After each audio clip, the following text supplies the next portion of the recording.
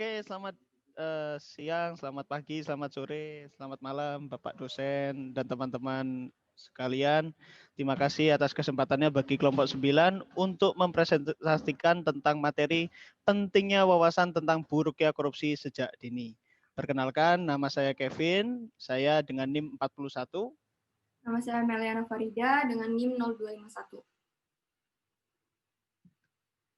Latar belakang. Menurut Undang-Undang Nomor 20 Tahun 2001 yang berhubungan dengan Undang-Undang Nomor 31 Tahun 1999 tentang pemberantasan tindak pidana korupsi, dampak korupsi tidak hanya merugikan keuangan negara, tetapi juga sangat merugikan perekonomian masyarakat serta merupakan pelanggaran terhadap hak-hak sosial.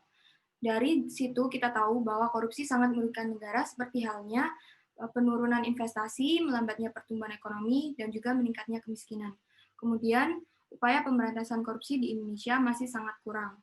Berbagai upaya sudah dilakukan untuk pemberantasan korupsi, namun hasilnya sangat kurang. Korupsi di Indonesia bukannya semakin menurun, tapi justru semakin meningkat. Upaya pemberantasan korupsi yang masih sangat kurang ini bahkan bukan disebabkan oleh lemahnya pelaksanaan undang-undang, namun disebabkan oleh lemahnya sistem penegak hukum di Indonesia. Sistem penegak hukum pemberantasan korupsi di Indonesia dikatakan lemah karena sistem tersebut terkadang memiliki konsep di mana orang yang berduitlah yang berkuasa. Kemudian dalam upaya pemberantasan korupsi didirikan lembaga bernama KPK, yaitu Komisi Pemberantasan Korupsi, yang bertugas untuk pemberantasan tindak pidana korupsi dengan cara melakukan penyelidikan serta penuntutan terhadap tindak pidana korupsi, melakukan tindakan-tindakan pencegahan tindak pidana korupsi, dan melakukan monitor terhadap penyelenggaraan pemerintahan negara. Namun, dengan adanya kehadiran KPK ini, masih saja belum bisa memberantas korupsi secara maksimal. Selanjutnya, beberapa negara tidak main-main dengan penegakan hukum dalam menghadapi para pelaku tindakan korupsi, salah satunya negara Cina. Menurut Tempo, Cina merupakan negara yang berada di posisi ketiga teratas dalam hal mengeksekusi hukuman mati para koruptor di tahun 2015. Rumusan masalah. Yang pertama, apa pengertian dan bentuk dari korupsi? Yang kedua, apa penyebab dari korupsi? Kemudian tujuannya, yang pertama mengetahui pengertian dan bentuk dari korupsi, yang kedua mengetahui penyebab dari korupsi. Pengertian korupsi. Korupsi berasal dari bahasa Latin yaitu corruptio yang artinya busuk. Menurut Robert Klitgaard, korupsi adalah suatu tingkah laku yang menyimpang dari tugas-tugas resmi jabatannya dalam negara, di mana untuk memperoleh keuntungan status atau uang yang menyangkut diri pribadi atau perorangan, keluarga dekat, kelompok sendiri, atau dengan melanggar aturan pelaksanaan yang menyangkut tingkah laku pribadi. Dalam Undang-Undang Nomor 31 Tahun 1999 yang berhubungan dengan Undang-Undang Nomor 20 Tahun 2001, korupsi adalah perbuatan setiap orang yang dengan sengaja dengan melawan hukum untuk melakukan perbuatan dengan tujuan memperkaya diri sendiri atau suatu korporasi yang mengakibatkan kerugian keuangan negara atau perekonomian negara. Dalam Undang-Undang Nomor 21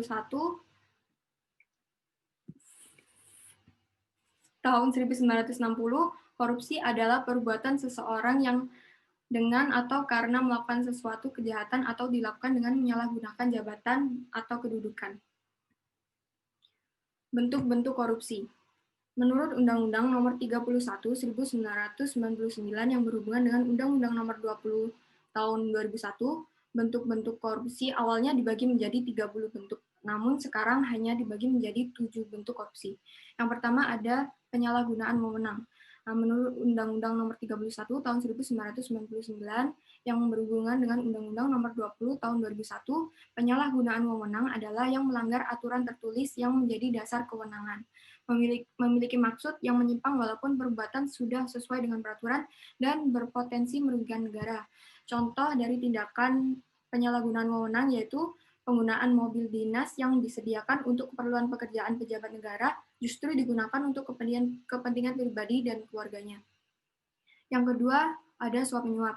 Dalam Undang-Undang Nomor 11 Tahun 1980, Pasal 2 yang berbunyi, suap menyuap adalah memberi atau menjanjikan sesuatu kepada seseorang dengan maksud untuk membujuk supaya orang itu berbuat sesuatu atau tidak berbuat sesuatu dalam tugasnya yang berlawanan dengan kewenangan atau kewajiban yang menyangkut kepentingan umum. Contoh dari tindakan suap menyuap yaitu para pelanggar lalu lintas yang memberi sejumlah uang pada polisi agar tidak mendapatkan hukuman atas tindakannya. Yang ketiga yaitu penggelapan dalam jabatan, yaitu orang-orang yang memiliki jabatan tertentu dan melakukan tindakan penggelapan uang atau dokumen berharga lain yang bertujuan untuk menguntungkan dirinya. Contohnya yaitu menggunakan kwitansi kosong agar nominal uang di dalamnya dapat direkayasa oleh pelaku. Kemudian yang keempat yaitu pemerasan, yaitu perbuatan pihak yang menyalahgunakan kekuasaannya untuk memaksa orang lain untuk melakukan sesuatu yang akan menguntungkan pelaku. Contoh dari tindakan tersebut yaitu pemungutan liar yang dikenakan oleh aparat kepada masyarakat sebagai tarif pengurusan dokumen tertentu. Padahal seharusnya pengurusan dokumen bebas dari biaya apapun.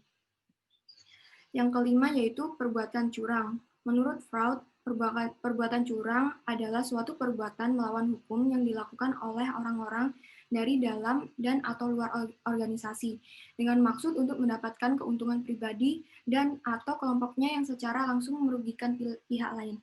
Contoh dari kasus tersebut yaitu pemborong proyek bangunan yang melibatkan kecurangan kontraktor ataupun toko bahan bangunan. Kemudian yang keenam yaitu benturan kepentingan dalam pengadaan, yang artinya seorang penjabat ditetapkan oleh peluang untuk menguntungkan dirinya sendiri, keluarga, dan kroni-kroninya. Contoh tindakan tersebut yaitu meskipun dilakukan tender dalam proyek, pegawai negeri ikut terlibat dalam proses. Kemudian yang terakhir yaitu gratifikasi. Menurut penjelasan pasal 12B Undang-Undang Nomor 20 Tahun 2001, pemberian dalam arti luas gratifikasi meliputi pemberian uang, barang, rabat atau diskon, komisi pinjaman tanpa bunga, tiket perjalanan, fasilitas penginapan, perjalanan wisata, pengobatan cuma-cuma, dan fasilitas lainnya.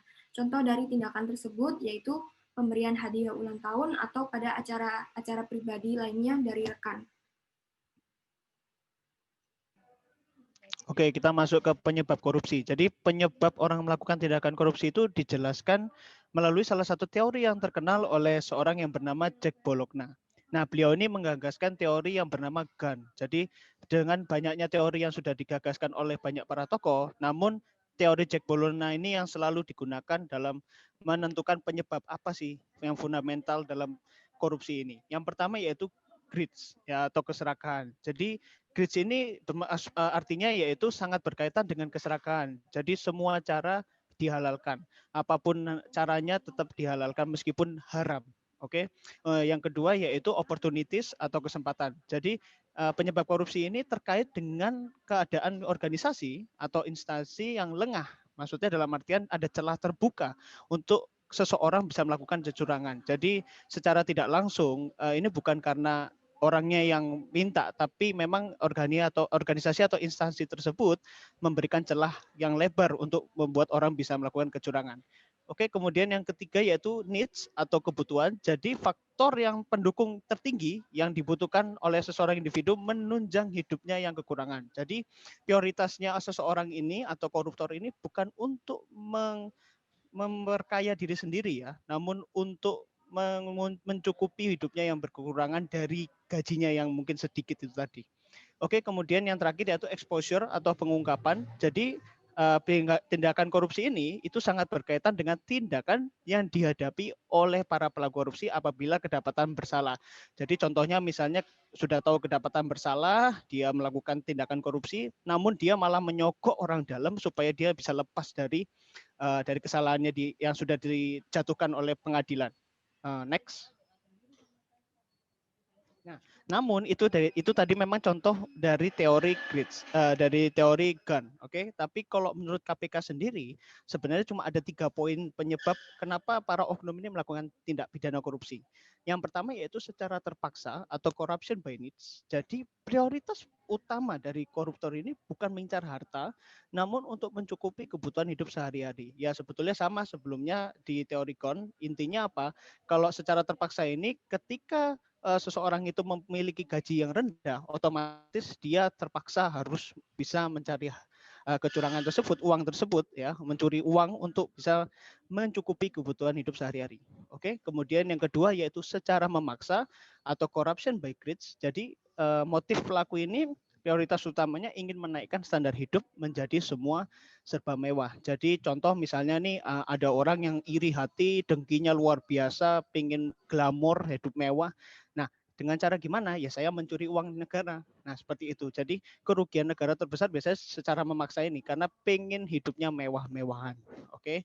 Yang ketiga yaitu terakhir secara dipaksa yaitu corruption by system. Jadi tindak pidana korupsi ini dilakukan ketika koruptor menemukan kelemahan peraturan dan sistem dalam suatu instansi atau organisasi. Nah, sama seperti yang di teori Gon tadi, jadi mereka sebenarnya tidak ada maksud mungkin saja tidak ada maksud untuk mencuri, melakukan kecurangan.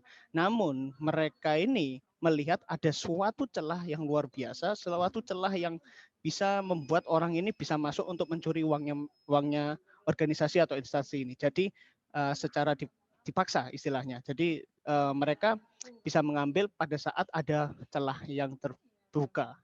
Next. Oke, jadi kesimpulannya apa sih? Nah, kesimpulannya atau yang solusi yang menurut kami bisa dilakukan oleh pemerintah, namun bukan hanya pemerintah ya, namun masyarakat pun juga harus berkolaborasi, bersinergi, dan juga bisa bekerja sama tentunya dengan pemerintah. Yang pertama, yaitu yang harus dilakukan oleh pemerintah adalah merevisi ulang dan mengkaji ulang Undang-Undang Pemberantasan Tindak Pidana Korupsi. Jadi kenapa kok harus direvisi dan dikaji ulang? Karena itu tadi, karena undang-undang di pemberantasan tindak korupsi pidana korupsi di Indonesia ini sangat lemah, ketinggalan zaman sekali. Jadi banyak orang yang bisa lolos gara-gara dari undang-undang tersebut. Yang kedua yaitu mereformasi ulang birokrasi KPK. Nah, jadi ketika birokrasi KPK ini sudah direformasi ulang, otomatis wewenangnya KPK semakin banyak untuk bisa menangkap langsung para koruptor. Oke, kemudian yang ketiga yaitu pemerintah mengakhiri impunitas. Nah, impunitas ini di sini maksudnya apa? Ketika orang tersebut didakwa, sudah dijatuhkan hukuman, otomatis orang tersebut bisa kabur atau maksudnya bukan kabur, maksudnya bisa dilepas oleh pengadilan karena mungkin nilai curiannya tidak banyak. Nah, di situ terjadilah impunitas. Oke. Kemudian yang keempat yaitu membekali lewat penyuluhan untuk generasi terus-penerus tentang buruknya korupsi. Nah, di sini bisa dibilang kita perlu namanya penyuluhan atau memang harus secara berkala supaya apa? Bagi generasi penerus ini tidak kehilangan arah dan tentunya juga mengingatkan mereka bahwa korupsi ini sangat-sangat buruk apabila dilakukan. Kemudian pembersihan oknum curang di semua instansi atau organisasi pemerintahan, kemudian meningkatkan pengawasan internal di setiap pelaksanaan tugas dan meningkatkan rasa disiplin dan patuh semua masyarakat pada peraturan yang berlaku. Jadi pentingnya di rasa disiplin dan patuh ini supaya masyarakat tidak melakukan hal yang serupa dan di kemudian hari. Next. Oke, terima kasih. Itu sekian dari presentasi kelompok kami. Kiranya bisa menambah wawasan dan juga memberikan dampak positif bagi semua yang mendengarkan dan membaca presentasi dari kami. Terima kasih. Selamat sore.